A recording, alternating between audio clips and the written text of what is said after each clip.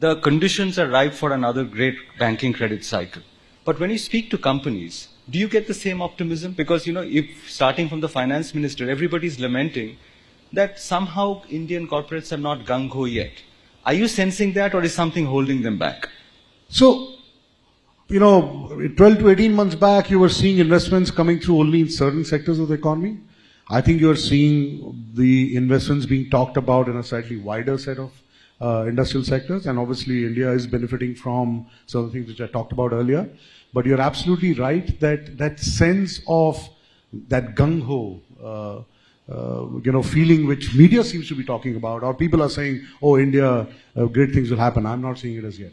I think the corporates are still being very careful.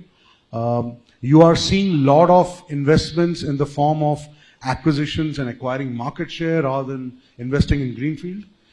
Some of this credit growth which you're seeing is coming from refinance, shift of money from international bonds, international loans to the domestic market. It's also a bit of a base effect in there. And by the way, if the deposit growth does not continue, our projections is that the credit growth could taper down in the next year. So yes, you're absolutely right that somehow that gung-ho feeling is not there. It could be driven by various factors. One is this global macro. One is that they believe they're better off consolidating rather than investing because they're getting it at prices which are cheaper.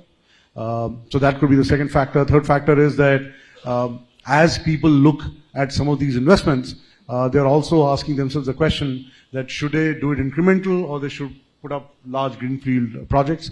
So I think Indian corporate has become a bit more careful because they've gone through a crisis. Is that a good thing or a bad thing as a banker?